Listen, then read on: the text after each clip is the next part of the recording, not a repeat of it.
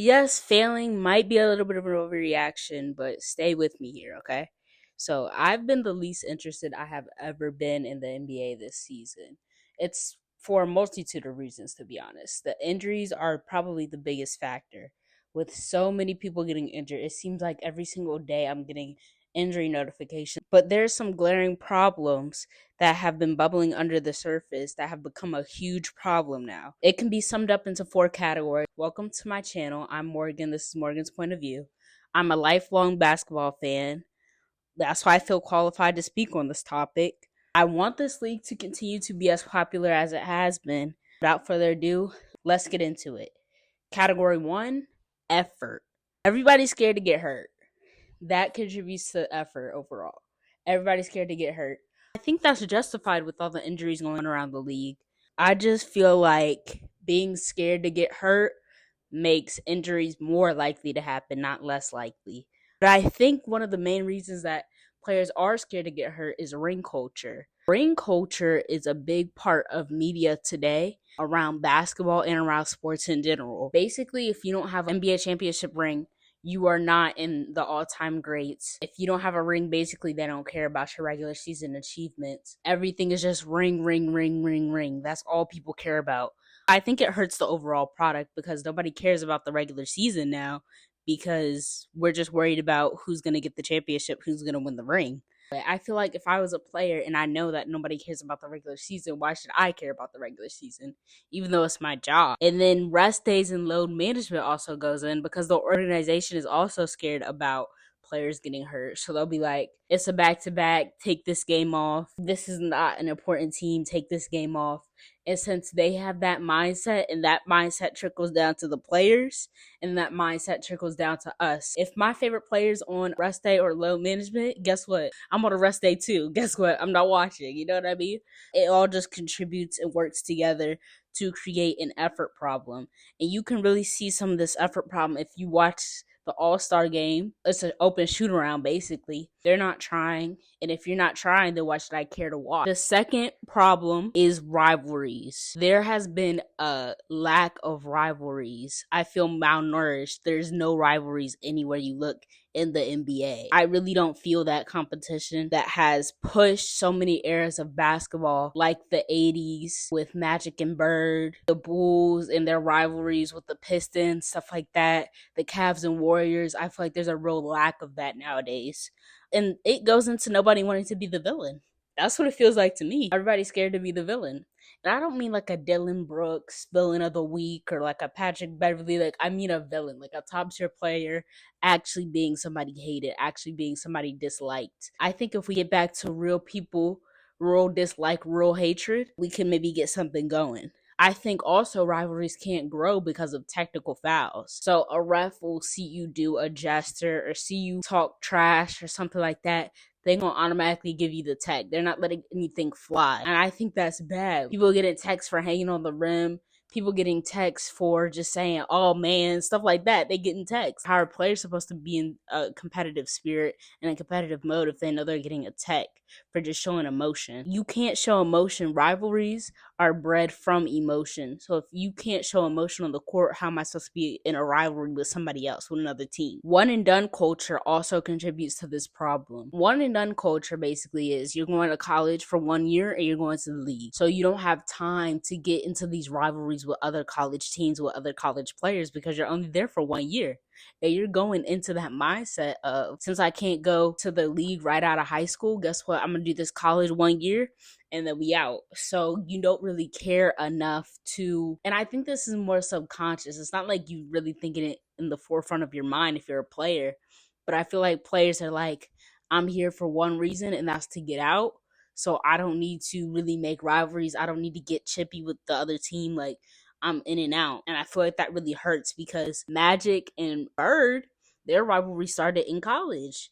And that carried over to the NBA, and that was box office material. So we don't have that anymore. The East, I feel like they should be the ones to have the rivalries. I feel like that should be their brand of basketball. You are playing the same team over and over again, and you already know who's going to be in the playoffs. It's not a question. It's not surprising like it is in the Western Conference of who's going to make it. In the East, you are going to play that team In the playoffs, you know you're going to see them. So where's the beef? Like, why don't you have a problem with that other team? The most I see is probably Boston, Milwaukee this season. That has been some good. That's been good. It's been chippy. I like that energy, but then again, they're getting tech so easy, so it's kind of like they can't even really go full energy, and it just takes away from the game.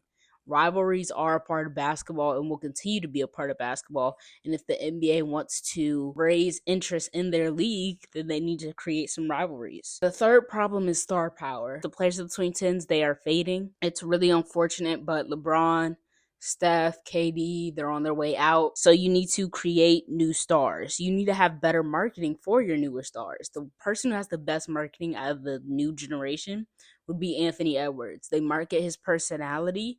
It's clear who he is as a person. I feel like they've been shunning away from some of these newer players when they should be pushing them. They just need better brands, more defined brands. Like Paulo from the Orlando Magic. I want to see somebody do something. Like he was an all-star in his second season. Like, let's get a brand around him. Let's build on this. And then a way to add to their brands is more behind the scenes docs, not YouTube docs, more on Netflix, on Hulu, on Disney Plus. You got to push content out for the casual fan or the people who aren't even NBA fans to like click on this and go, who is that? I care about that person now. I want them to win, so I'm going to put my money into the NBA. And once you do that, I think you can be okay with the 2010 stars leaving. People like Shai Gilgeous-Alexander, Tyrese Halliburton, even though Tyrese isn't really doing that good this season, those are people you should push to be stars. I think Shai is really the total package when it comes to off the court stuff because of his fashion. That's such a big part of his personality. So let's try to highlight that. I know he has this thing with Converse going on. So let's push that and let's make sure he has a defined brand. I think if you put more spotlight on smaller market teams and push them, like the Orlando Magic, they're such an interesting team because you had Franz Wagner and Paulo in the same draft class. Where is that story? From a marketing, from a media standpoint, these smaller market teams are really interesting, but nobody seems to care in the NBA to push them. The fourth problem is presentation. The media, there's some things to really tweak and fix there. I think that we should get some new voices in to commentate, to talk about the game. I've heard a lot of the same voices my whole childhood. I think it's really time to change that up. There's nothing new in its presentation. The way that the basketball court looks, the mics that they're holding, the lighting, everything's the same and it always has been the same. Let's try to change that, especially when I'm going to a different network. So say I would go from TNT to ESPN. I feel like the presentation is mostly the same, except I'm hearing different commentating voices. So let's try to put something different there. And another problem is it's hard to watch. It's on so many different channels and it's divided up so much that it's hard to watch.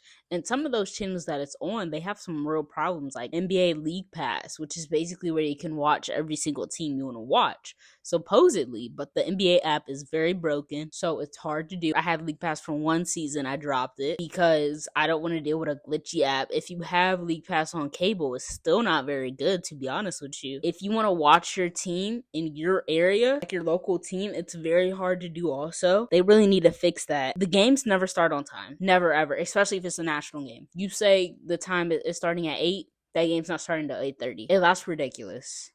Like, the NFL doesn't do that. Like, just start at the time it's supposed to start at. For one thing, because I'm already mad now. You see, like, I had good faith going in to watch the game, and now I'm mad because the game didn't start on time. The refs slow the game down. When they review everything, it takes so long. Like, I feel like if you don't get it in 2 replays, you don't know who did it.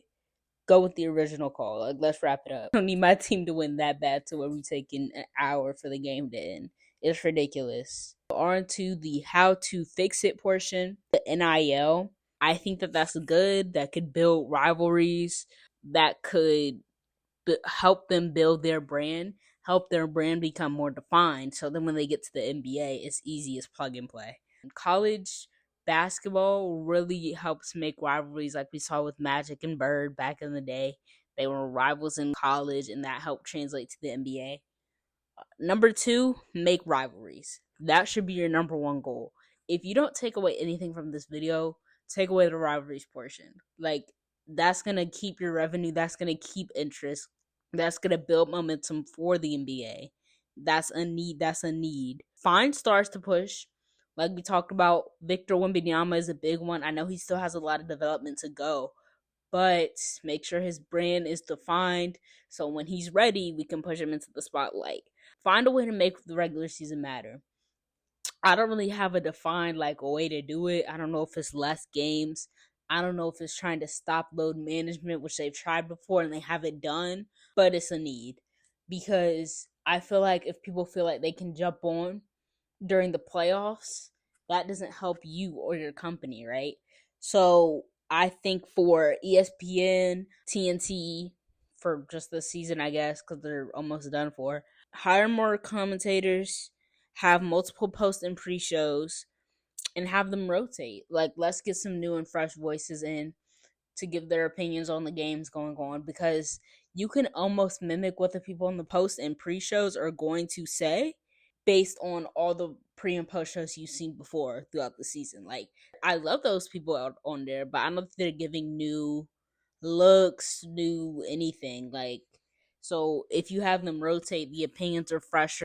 You shouldn't have the same cast on the like NBA Today show on ESPN and on the post and pre show. Again, I'm getting the same opinion over and over again, and I would like to have some differences sprinkled in there, some different opinions sprinkled in there. I think the new TV deal that they signed with NBC, Amazon coming in next season will help. The presentation will be different, will be better on NBC. I think, just because it's a different look, it's something new, and I think that will help with viewership and just with me getting excited to watch some ball, to see a different look on the court, different mics, different stuff like that. If you make these changes, I feel like people will say, "Ooh, what is that?" and people will look harder and people won't wait for the clips to hit social media. Maybe they'll go seek out the games. If you like movies, if you like the MCU, I did a video last week on the MCU in 2025, what they got cooking. Thanks for watching.